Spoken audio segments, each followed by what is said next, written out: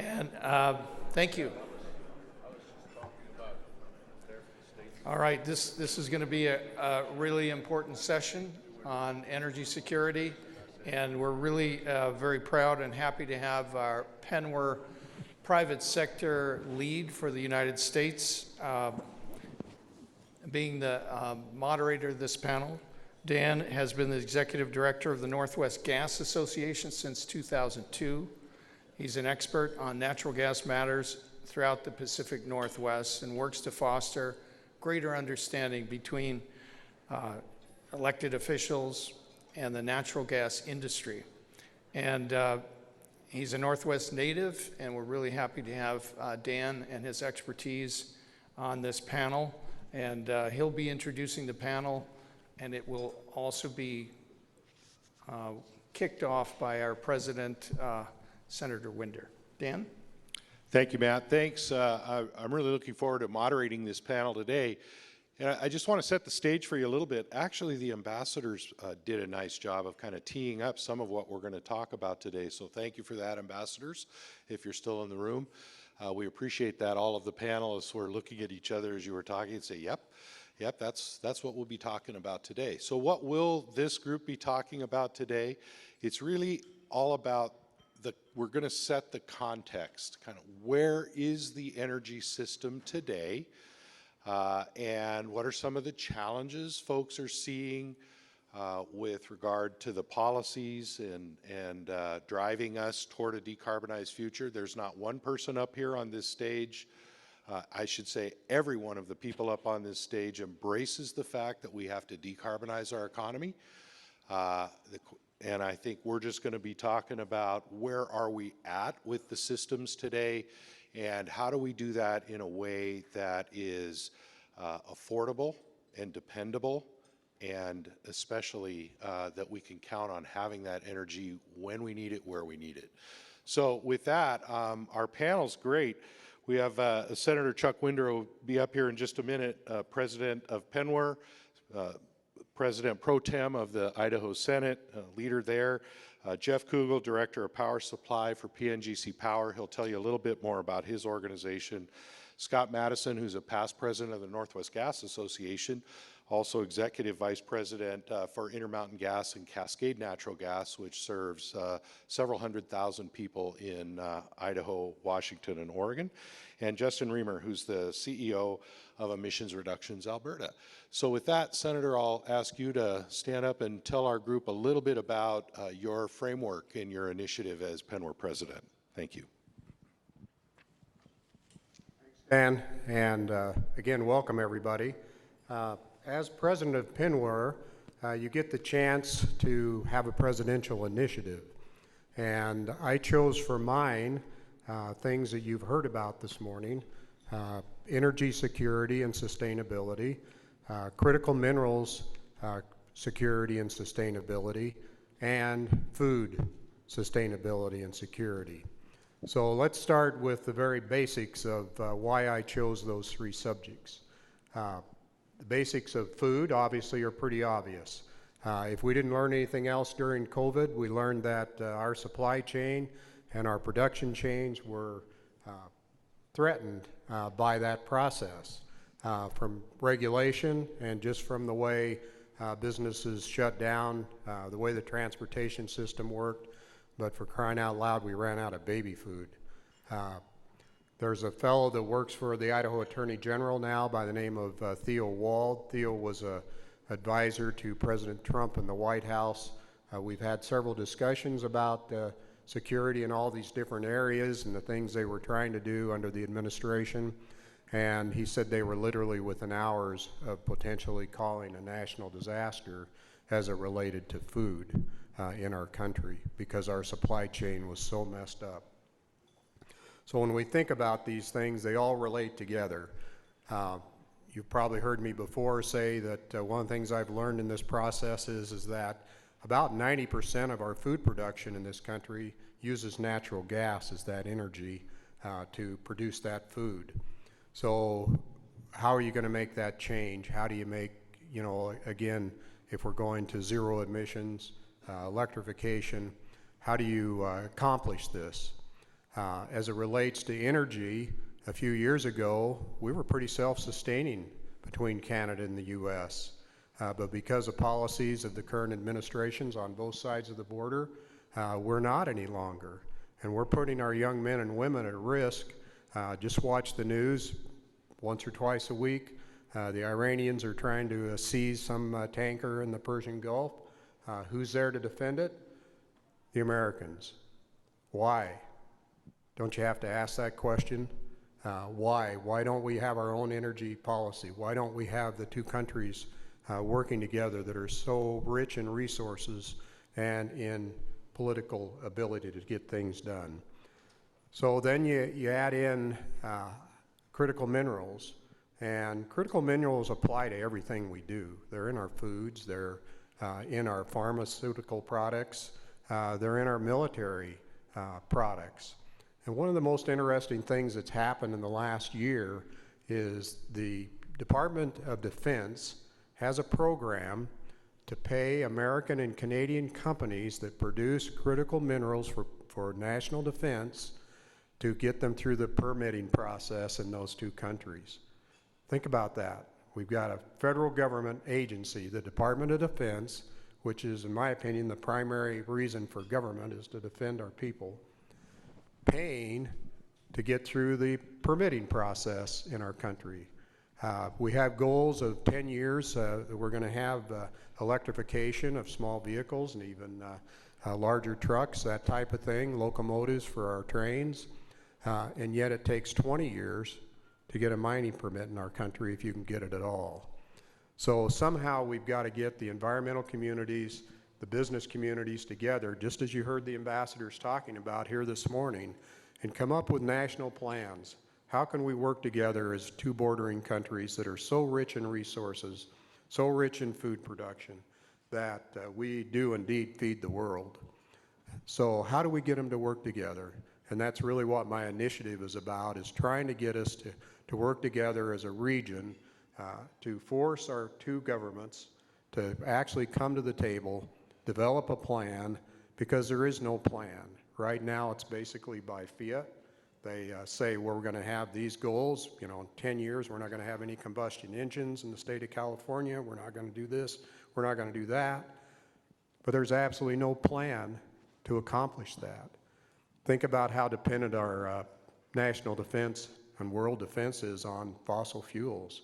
There are a few nuclear submarines, a few nuclear carriers, but most of it is fueled by jet fuel, running turbines.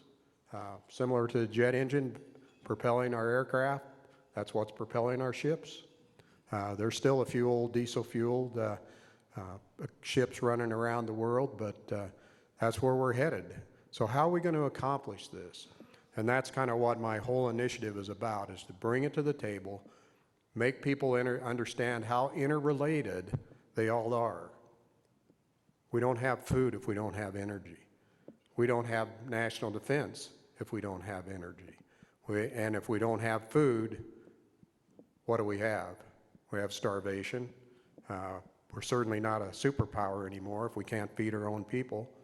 So I think, all these things are really important to us. Our panel discussion here this morning is going to be on energy, but the slide that's up, you can kind of get an idea of what we're really looking at from basically a fairly simple model of planning and dealing with food, energy, and critical minerals. But so much of this is going to come down, we call it permit reform, but it's basically a modernization process. We've got to figure out, because everybody wants to protect the environment, but if you're going to do these things, if you're going to have electrification, you can't have the mines in the Congo producing lithium with people basically, if you remember the movie Blood Diamonds, it's kind of the same thing that's going on in that type of raw resource production in the world. We're better than that. And we have responsible companies, we have responsible governments and regulators in North America, and we can solve these problems if we'll work together. And we can accomplish the goals that I think we all want: clean air, clean water, deal with these issues. But there's going to have to be an understanding, at least in my opinion, that we're going to be still fossil fuel dependent for a while, maybe for a long time, maybe for generations, unless we can get people to come to the table and resolve the environmental issues and the mining issues that are related to accomplishing the goals of electrification and zero emissions in our two countries. So with that, I'll close the remarks and turn it back over to Dan.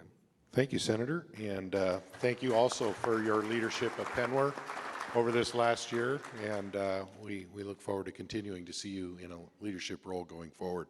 So thank you for that. Well, you've seen Senator Winder's call, you heard his call for a plan, right? In essence, how do we do that? PNWER is a great forum for having these kinds of conversations, but a critical part of the plan is the situational analysis.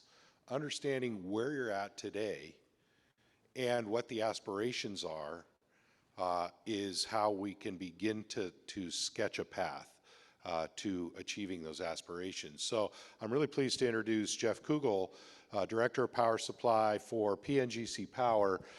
They're a terrific organization. Jeff's going to tell you a little bit about it, but he basically is in charge of acquiring energy and helping facilitate transmission for the energy for a number of rural communities across several western states. So, Jeff?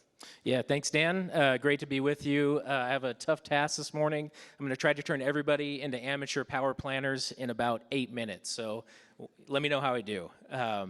You can Google us, PNGC. We're a Northwest utility. We're about 700 megawatts in average size. And like Dan said, it's hard to know where you're going unless you know where you're at. We live in the Pacific Northwest, but these themes and threads that I'm going to talk about over the next 8 minutes here are going to be, you can replace some of the numbers where you call home, but by and large, you'll face some of the similar challenges that we face in the Northwest. A couple donut charts for you. We're just after breakfast, right? So the middle donut there is the existing system in the Pacific Northwest of installed nameplate capacity. All that means is you buy a car with an engine that's 400 horsepower. That's the nameplate of your engine. So in the Northwest, we're lucky enough to have over half our supply is hydro.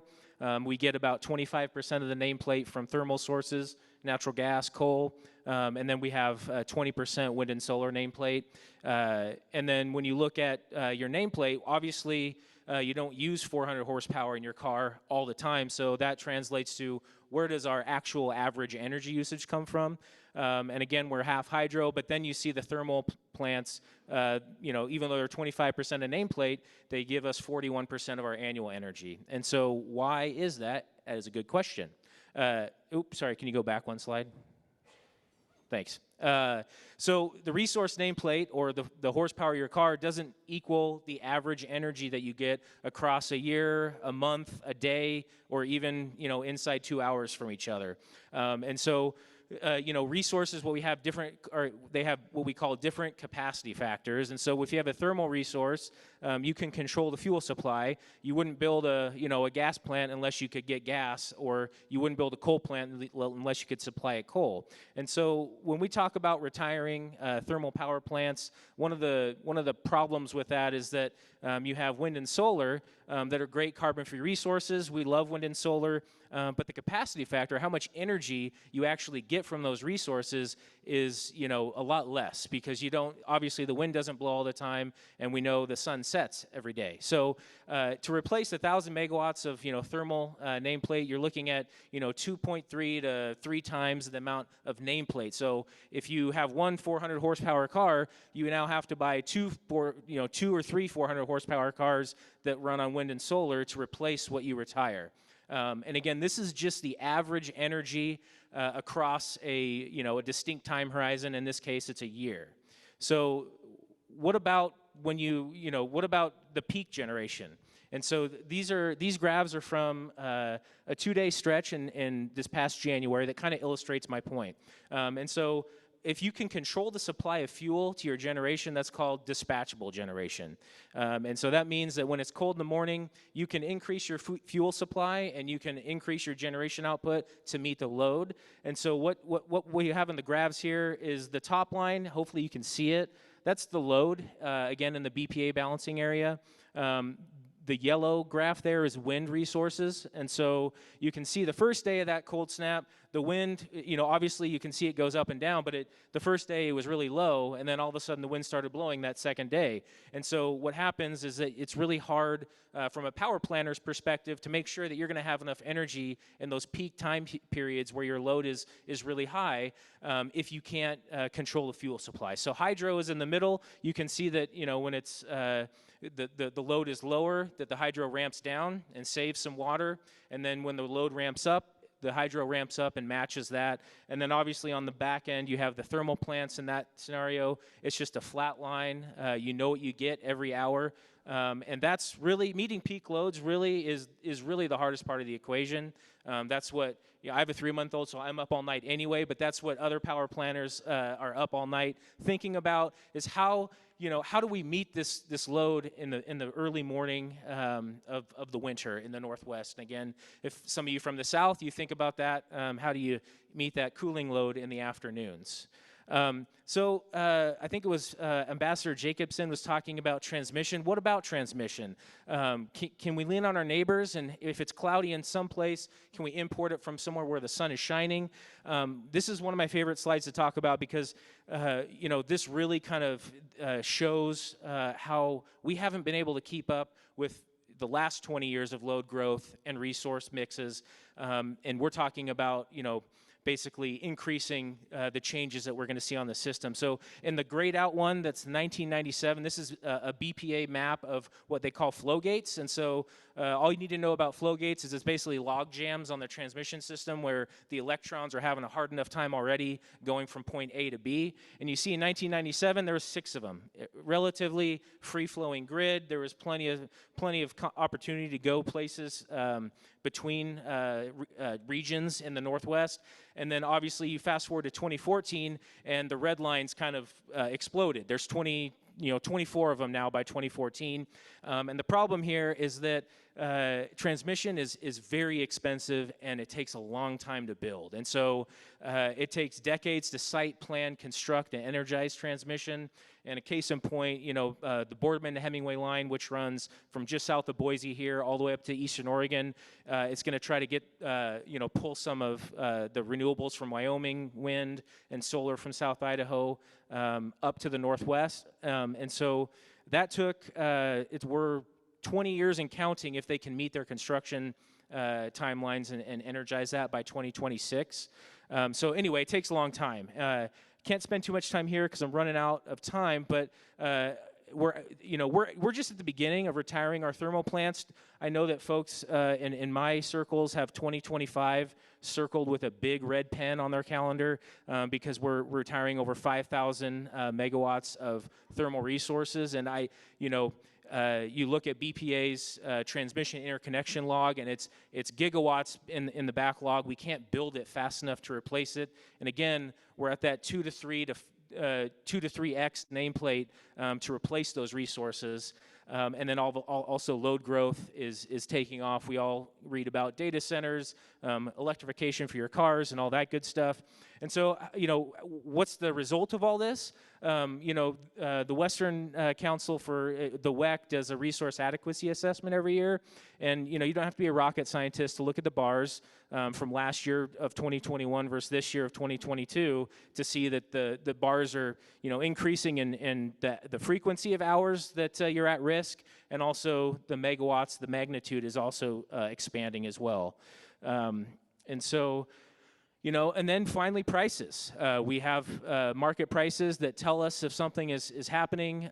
You can kind of see, this is a graph of market volatility. So you take the highest prices you've seen, you subtract the lowest prices you see, and that gives you the spread between the highest and lowest prices gives you the volatility. And you can, again, you don't have to be a rocket scientist to see that the volatility the last 3 years has been, in some cases, 7-8x of what we've seen in the past. And so this is a really it's a really tough indicator because it means that you're running right on the edge, and this is one of the greatest pictures I've seen to kind of illustrate what we're doing. So right now, today, we're driving down the road without a spare tire. We're on the edge of the cliff here.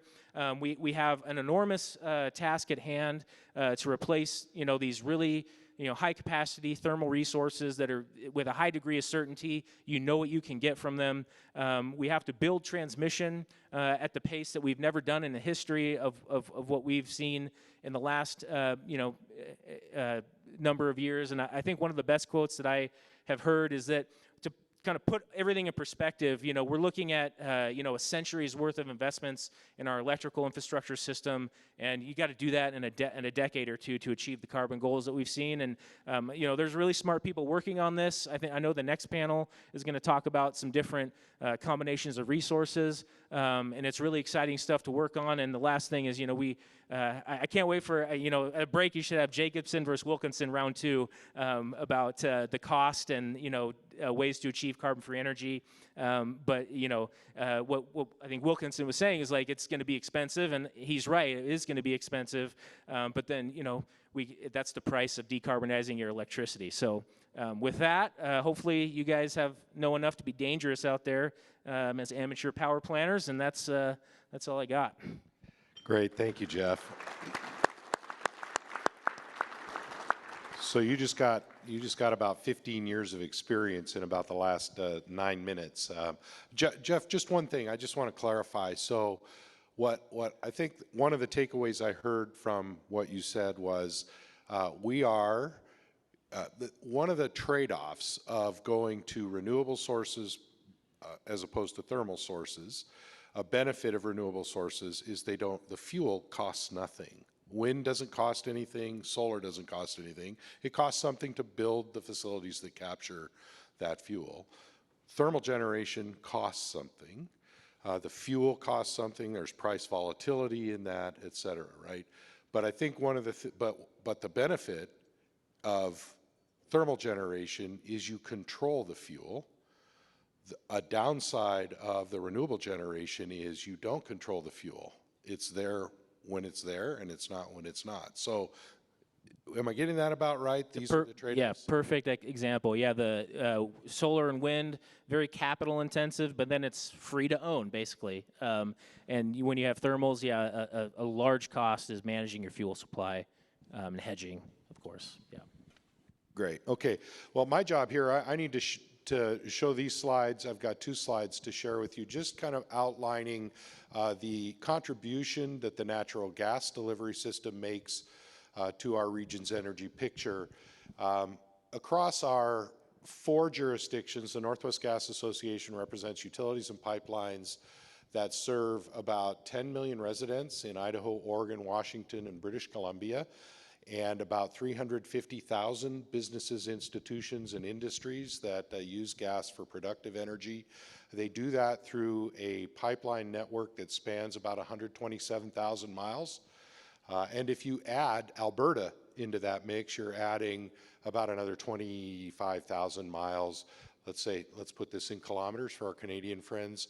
We're at about 250,000 kilometers with Alberta, about something more than 200,000 kilometers for our jurisdiction. So it's a pretty vast energy infrastructure. And this is how that energy infrastructure is used. Again, Idaho, Oregon, Washington, and British Columbia. That bottom green section there is residential use. You can see it's variable with the wind. The one bar there is the one that separates out commercial and industrial. The industrial is the maroon section.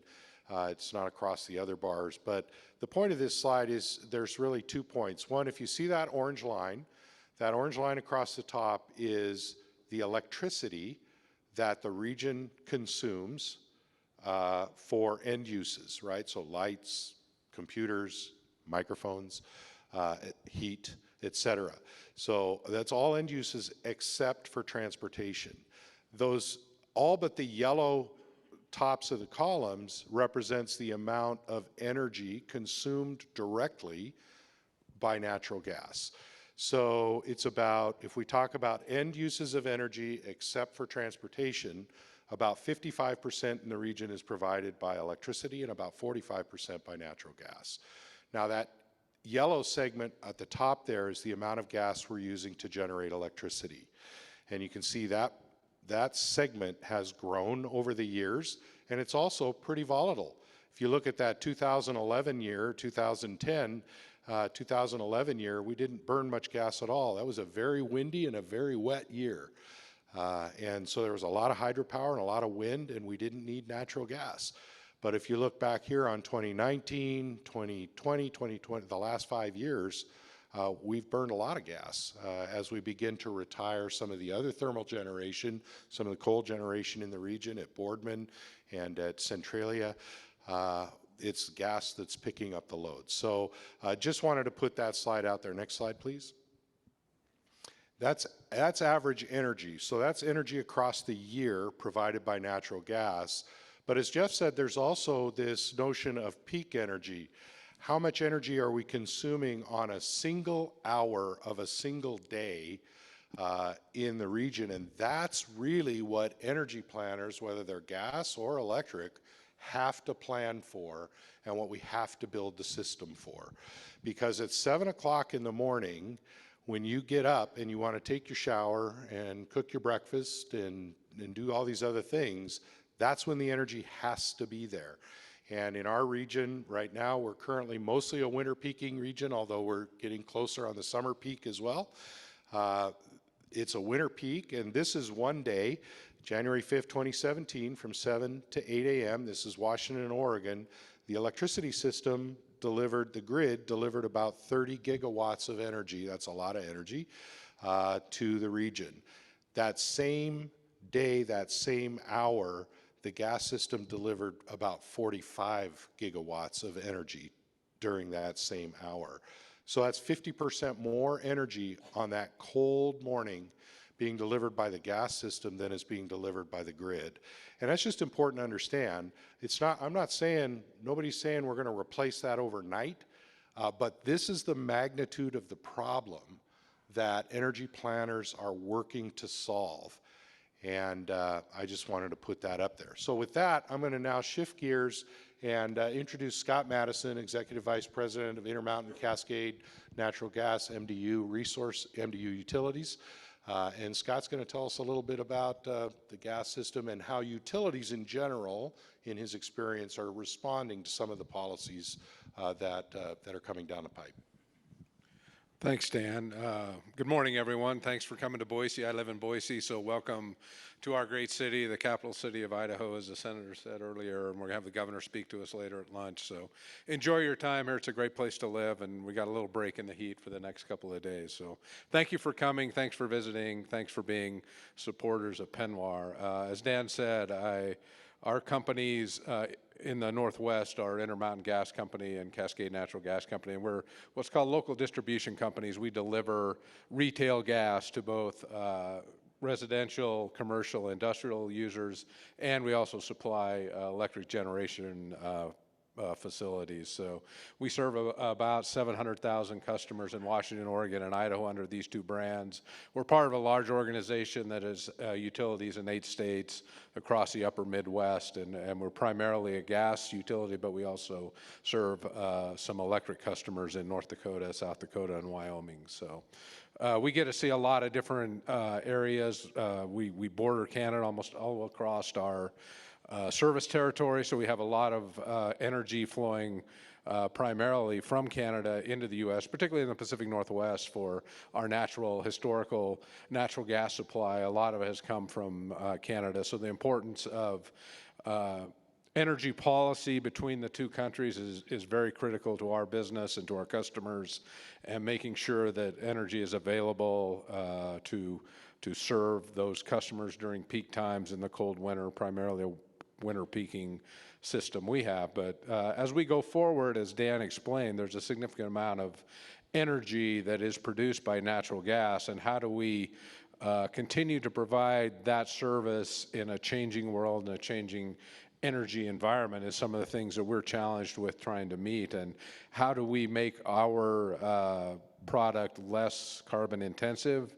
So we're looking, and I think we're going to talk about the next panel may touch on this, but we're looking at ways of using what we call renewable natural gas, which is capturing methane from other sources and injecting it into our system. Also doing a lot of work on seeing is there a way to blend hydrogen into our gas system to reduce our emissions there. But at the same time, we have customers to serve, and how do we do that across, in the Pacific Northwest, in our territories, 3 different jurisdictions that have very different energy policies, and that's a challenge. And keeping it affordable is probably the biggest challenge we're meeting right now, because there's a program in Washington that's different than the program in Oregon, and how do we comply with those, and the expense of that is going to be borne by our customers, and also just the administrative compliance with that is increasing the cost of our product to our customers in those areas. And so how do we balance that with reliability and safety? Safety is important to us for everything we do, both our employees and obviously the delivery to our customers. So those are some of the things we're trying to balance, at the same time being a participant in the transition to a lower carbon economy. And where does the natural gas system fit into that? There, as Dan said, there's a significant amount of infrastructure that has been paid for, but basically by our customers. And how do we make that infrastructure work in a new economy, are some of the things that we're dealing with. And maybe we'll cover those in questions coming forward. Great, thank you, Scott.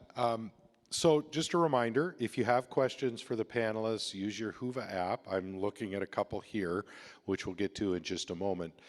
But do enter your questions into that Whova app, and we'll take them as we can. So I'm really pleased to introduce Justin Riemer of Emissions Reductions Alberta. But before I do, I just want to follow up on something Scott said. In the Pacific Northwest, in our particular region, Idaho, Oregon, Washington, British Columbia, if you add Montana to that, the picture may actually expand a little bit. 65% of the gas we consume on average comes from Alberta and British Columbia.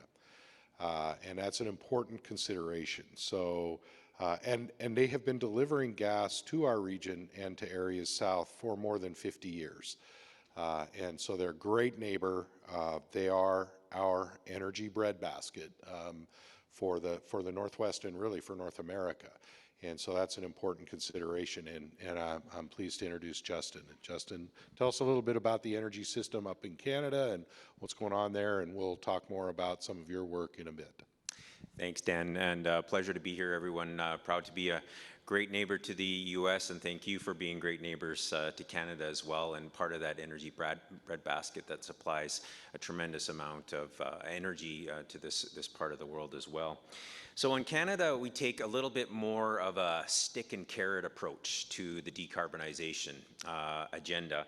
And right now we have a carbon tax that's $65 a ton of CO2 equivalent. That's scheduled to go to $130 a ton, $170 a ton by 2030. So that's a massive increase, and it is incenting a tremendous amount of industrial activity to move towards a decarbonization agenda. And we're in the process right now of seeing massive investment plans being made on renewables, even a renaissance on nuclear, and then significant investments in hydro. But the country, it may surprise you, perhaps just like the US, is neither uniform or of one accord in terms of that approach. And so areas like British Columbia, Ontario, and Quebec have massive amounts of hydro opportunities and some nuclear opportunities and others to decarbonize. In fact, Canada's grid is about 80% non-emitting at this point. So we're a good ways along the journey, but the last mile is hard to achieve. In Alberta and Saskatchewan, we rely a significant amount on natural gas and even coal for electrical generation. So my focus has largely been in Alberta, and it's a sort of a unique microcosm of what's going on in the energy sector in fossil fuel-based jurisdictions. And this year is the first year that we are entirely off coal for electrical generation. Our power plants have shifted largely to natural gas now. We are the national leader in terms of renewable investment. About 14% of our generation comes from wind and solar. There's a tremendous amount of work, as was highlighted earlier, to be taken on the energy storage to make that renewable an even greater amount. But we're really taking a portfolio approach to energy generation and supply, and that's what's needed to get to these net zero aspirations. It's not going to be one silver bullet, and it's going to be expensive. And we're seeing the same sorts of price volatility in Alberta around our deregulated market because of these big investments that are required. And what's going to prolong social license for some of our natural gas combined cycle generation is carbon capture and sequestration. So you may have heard of this. We're anticipating having the first ever in North America natural gas combined cycle CCS project go to final investment decision around the Edmonton area this next end of this year. Very exciting. We're seeing cement plants look at similar agendas. Our geology is very favorable in the province for doing this kind of CCS. You can't do CCS everywhere. The geology just doesn't work out. But unfortunately for Alberta, we have some of this opportunity. But again, it's going to be expensive. Every one of these plants is $1 billion plus. Now, there's a massive amount of incentives being provided. The Canadian government's working hard to be competitive with the Inflation Reduction Act and the significant investment tax incentives that are in this jurisdiction right now. And we're going to be competing for resources to do a number of these decarbonization industrial efforts. I think the pinch points are going to be two things. Beyond the economics, if the economics get settled out, and that's a big if, supply chain. Talent, skills, and the equipment to actually deliver and build and execute on all these massive investments that are being planned, not only in North America, but globally. There's not as many welders as there used to be. There's not as many tradespeople as there used to be, and it's going to take a lot of these people to execute on these projects. Regulations. We're seeing regulations bottleneck or gradually slow up a number of the projects that are being anticipated or invested. So we need the regulatory environment to catch up with things like hydrogen blending, for instance, and other sorts of decarbonization agenda. The nuclear renaissance is going to require massive transformation on the regulatory enablement for that. So a lot of unanswered questions, but the industry will is there. The economics and the policy agenda are pushing us towards this agenda in Canada because of the carbon tax. So it's going to be interesting to see how fast we can execute on this with still maintaining some modicum of affordability on our energy pricing. Great. Thank you, Justin. All right, let's go to some questions. Thank you. Yeah, let's thank our panelists. So we've tried to set the stage for you. We have a number of really interesting questions here. I'm going to ask one that's a three-part question, actually, for Scott and Jeff, but feel free to weigh in, our other panelists as well. The three-part question goes like this. What challenges faces the electric system in the decarbonization space? What is the natural gas industry doing to decarbonize their system? And what are the interdependencies between the two systems? I'll go off first. You know, what challenges that face the electric system? There's a multitude, obviously, timing to meet your goals, transmission, and I will say, I'll add one more thing on transmission. One of my favorite coworkers has said transmission assets are basically assets that you wish you would have built 30 years ago, right? So like you walk past the house on your street that's sold, and you're like, oh dang, I should have bought that when it was available. Same thing with transmission; it's only going to get more expensive, you know, and then obviously meeting peak load, which we already covered. You know, the technology that's carbon free to meet that. You know, we were talking about summer and winter peaks earlier. I will say that summer and winter peaks are not equal in challenges, because your winter peaks, it'll get cold for 3, 4, 5, heaven forbid, a week. It'll be freezing cold out where, so a battery doesn't really, you need a longer battery, a deeper cycle battery to bring you through that winter peak. And so that's, really just getting tools in place to help address those, like an RTO, like a regional transmission operator in the Northwest would be a step in the right direction. I mean, from decarbonization from a natural gas point of view, the things we're looking at are, as I mentioned earlier, renewable natural gas, which is the biogas, some people call it biogas, collection from agricultural uses and also other sources, food waste and things like that, and blending that into our system.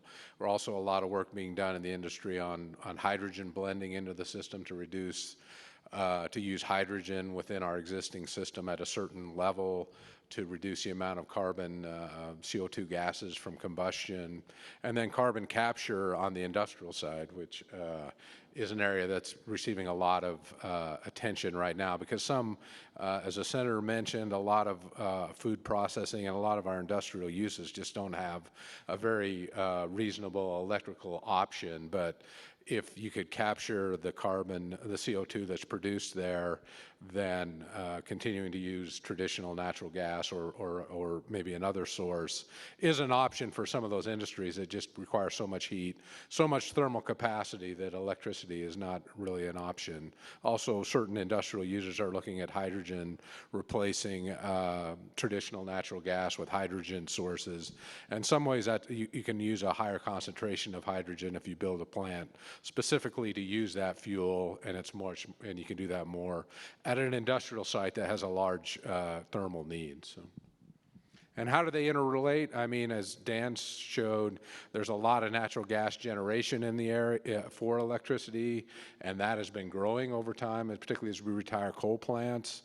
So there's a tremendous amount of interrelation between the natural gas system and the electric system, and if we can use a lower carbon fuel in our system in the electric generation plants, that reduces emissions as the electricity is generated through thermal sources. So. I think I'll just add onto that. One thing that's important to understand is when you use natural gas to generate electricity, you lose about 50% of the energy potential. And so to the extent we can use it directly, that's an efficient use of the energy because you capture about 92% of the available energy is actually delivered to the home, to the meter when it's by natural gas. A couple of other interdependencies, I'd say. One is those 10 million residents, or let's call it 3.5 million households and 350,000 businesses are a load today that the electric system doesn't have to serve.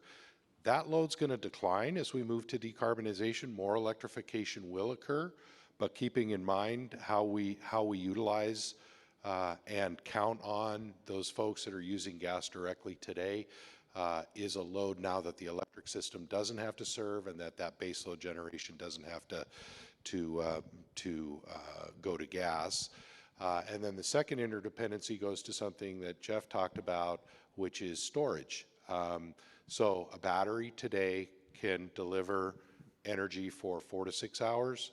There are great technologies out there talking about 12-hour batteries and the like, which might get us through a day, but then they have to be recharged again, whereas the gas system provides storage seasonally, months, weeks, and can deliver over a period of time. So these are a couple of interdependencies. Scott, you had something else. Well, we haven't mentioned conservation up here yet, which is another big key to a lower carbon future, is more efficient use of both electricity, traditional natural gas, or even renewable natural gas.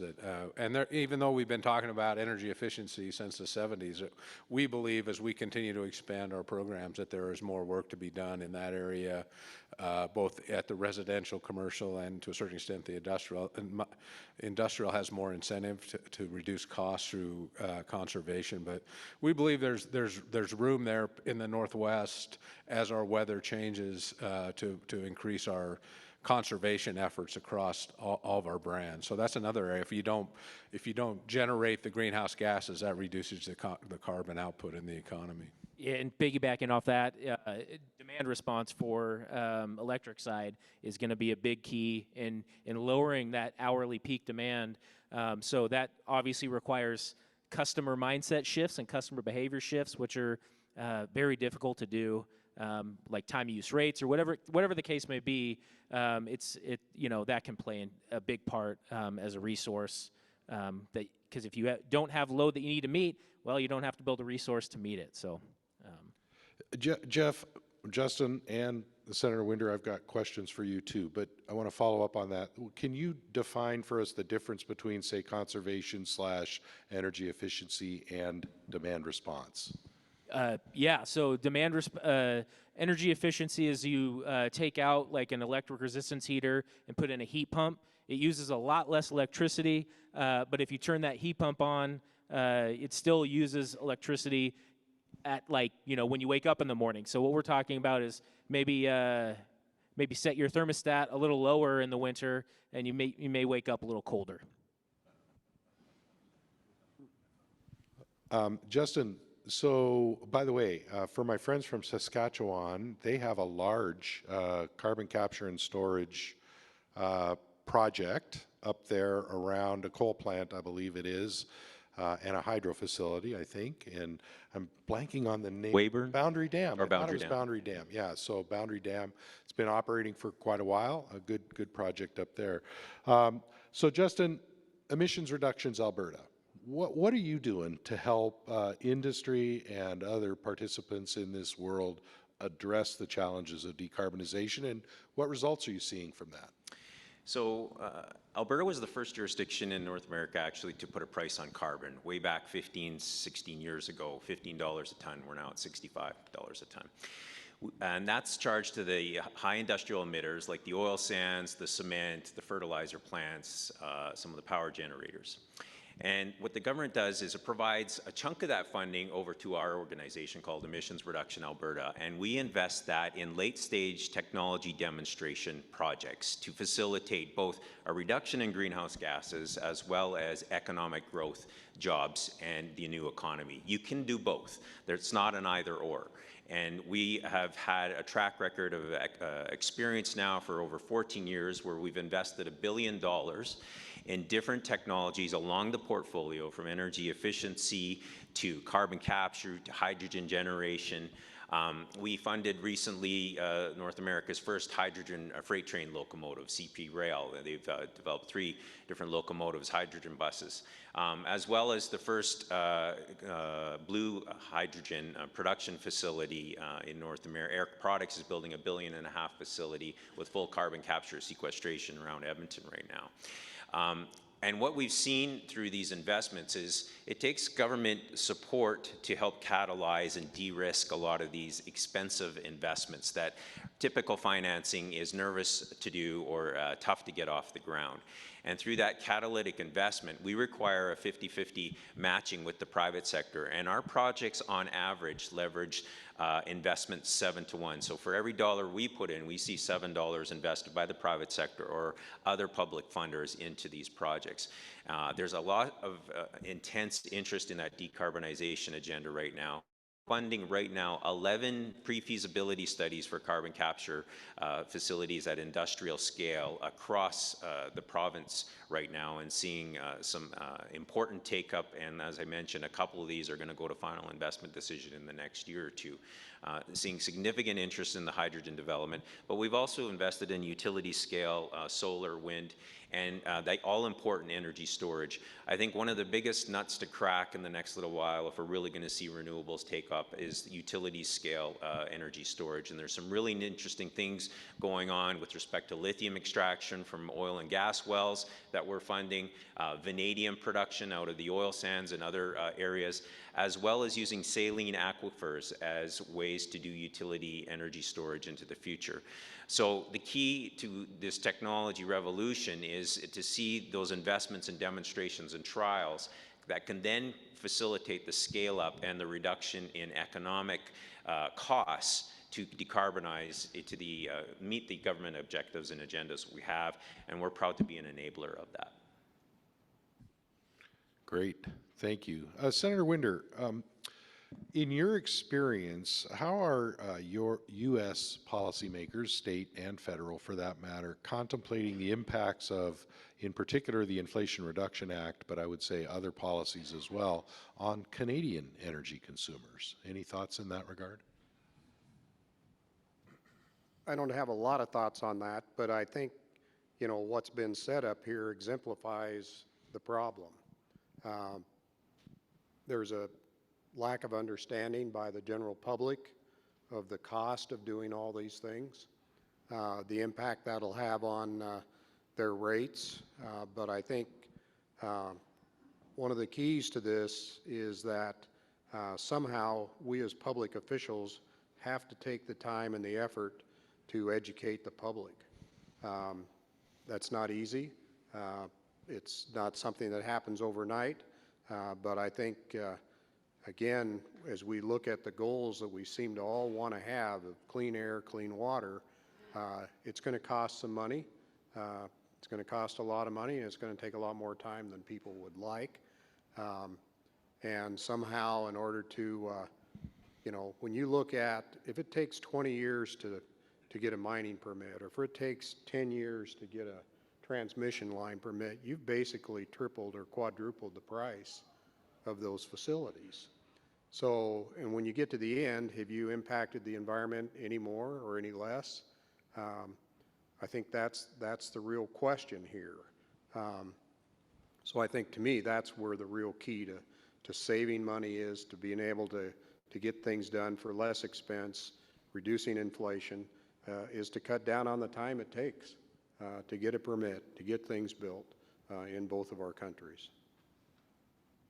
Great. There's a number of questions coming here from folks who probably can answer the questions better than us up here. Let me see here. Keep scrolling, looking for one. Well, one I'll say is, in your experience as energy leaders in Alberta and our region, Canada, and the PNWER region in general, how much thought has been given to the impact of the energy transition on other sectors of the economy? And in particular, I'm thinking about agriculture, right? So if we get to net zero, what's the impact on fertilizer production, crop growth? To bring it back to Senator Winder's President's Initiative and the framework around food security. What's the impact of, I think I read a stat, it said 4,000 solar panels go on an acre. What's the opportunity cost of losing that production, food production, for energy? So any thoughts in that regard, sort of the trade-offs? Sure, it's a great issue that needs a lot more consideration than I think it's been given to date.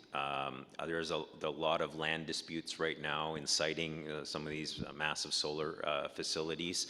I've seen some compromises done in Europe where they raise the solar panels above a certain threshold, 4 or 5 feet, so that they allow the sheep to graze and so forth underneath, and give that some option. But that comes with an additional cost. For instance, I can't remember, one of the speakers earlier said for food it requires critical minerals, it requires natural gas for ammonia and for fertilizer and so forth. So we can't neglect that when we pull a lever on the energy side, it's going to have massive economic impacts throughout the supply chain and value chains, including food. I think one of the other areas of really intense interest is there was a lot of focus on hydrogen production. And in Alberta, we're one of the lower cost producers of hydrogen because of our cheap natural gas, but we're trying to decarbonize that.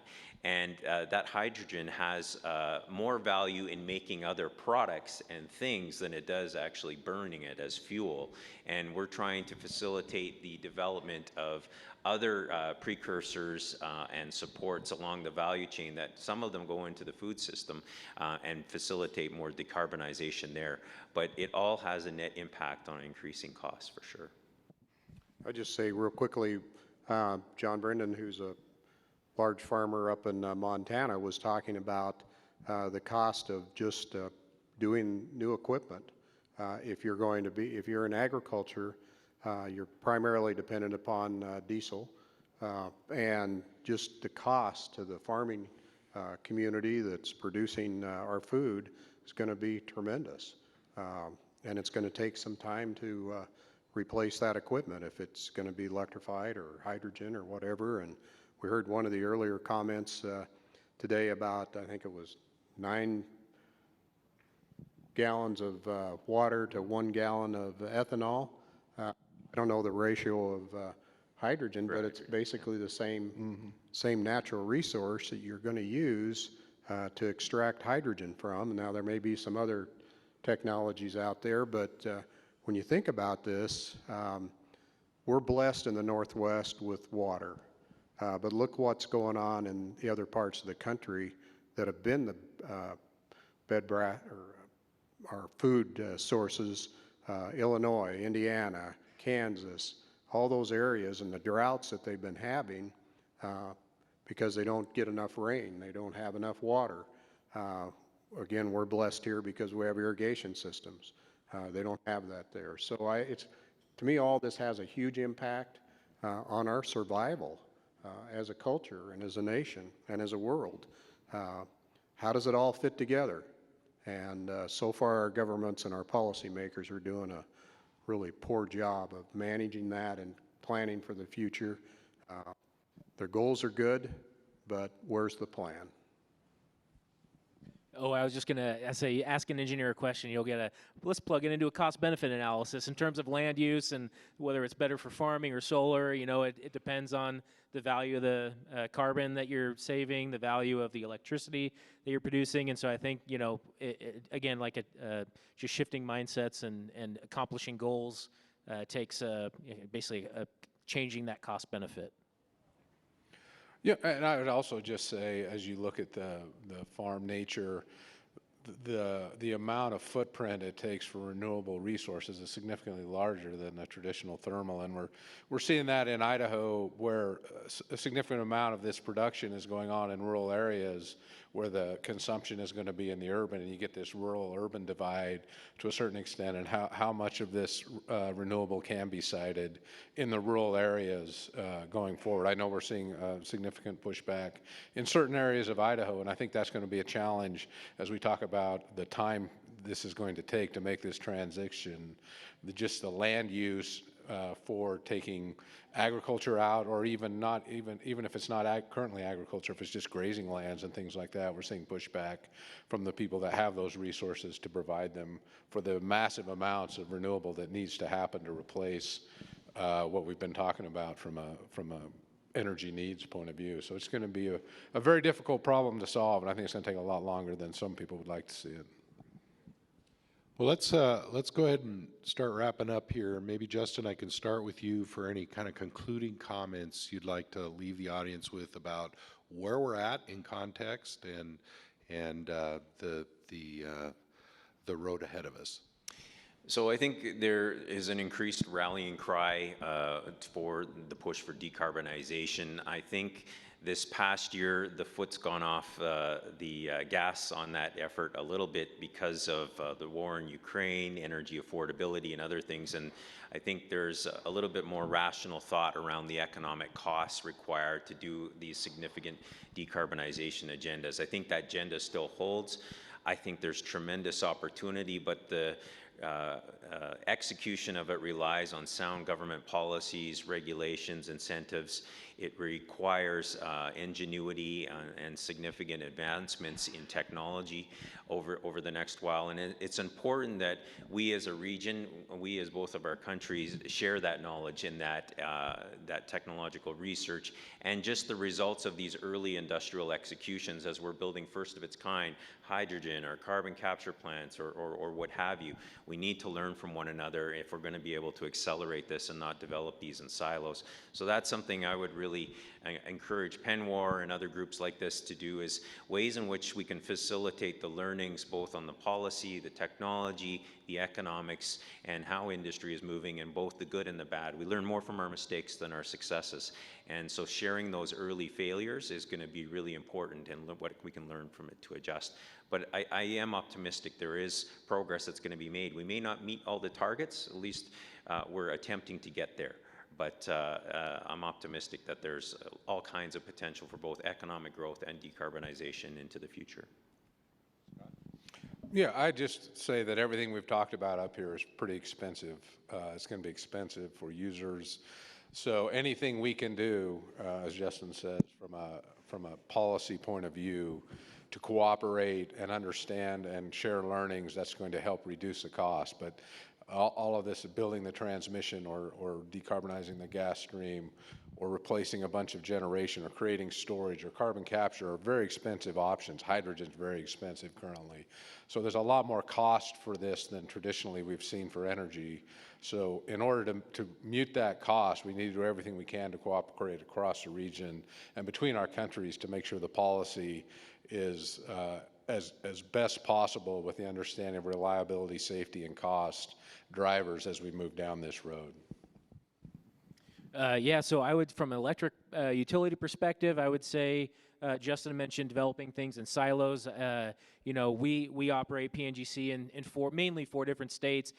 We range from an extremely aggressive carbon policy like the state of Washington to no carbon policy like Idaho, and so it's extremely disjointed. And you know, from a utility perspective, we need tools, you know, to attack this problem.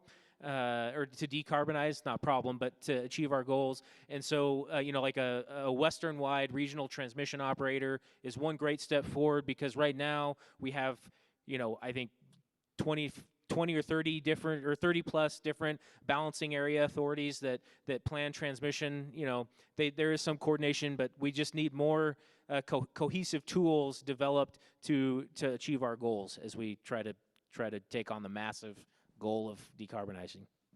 I think the message of the morning, hopefully starting with the ambassadors, is the impact China has on our economy and our security, our sustainability as a culture. And that is, in most cases for critical minerals, they are a sole source. Recently they put some restrictions on, and I can't remember the exact names of the elements, but they're critical to our windmills, to our generation of alternative energy, production of solar panels, microchips, about anything that's related to energy. The Chinese have amazing control of our natural resources that really are available in our two countries.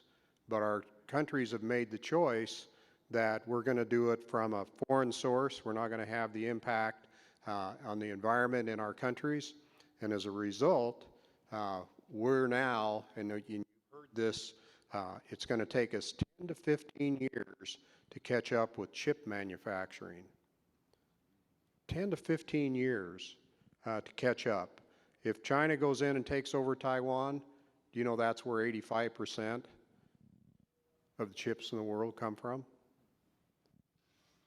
It's amazing the impact that's going on. So sound the alarm, try and get the different groups of industry, of the environmental groups, to actually come to the table and try and find some solutions. Because again, I believe in the deepest part of my heart that we all want clean air, we want clean water, we don't want to pollute the land, and there's a way to do that if we work together. So to me, that's the message of the morning. That's the message for energy, food, critical minerals. They're all tied together, and we better wise up, because we're fighting against a giant. You add up all the population of Western Europe, the U.S., Canada, Mexico, we're way behind. And the government in China, if you've ever been there, and I've had the pleasure of being there a couple of times in my lifetime, they go in and they build a dam. And I'm not saying it's the right way to do it, but they don't have as many environmental controls. They don't have an OSHA. They don't have all these things. And as a result, their capacity to compete is significantly above ours. And we've got to deal with that some way in order to preserve our environment, to preserve our culture, protect our families and the future of our country. Thanks, Senator.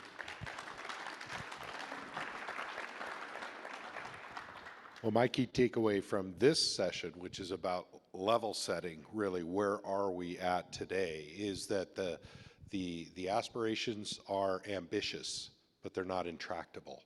And we need to be thoughtful and deliberate as we move forward down this decarbonization pathway to ensure that we can continue delivering clean, affordable energy that we can rely on when and where we need it.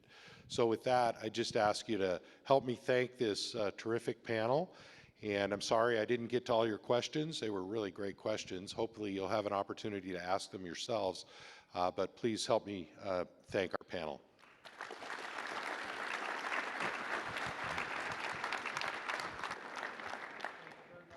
We'll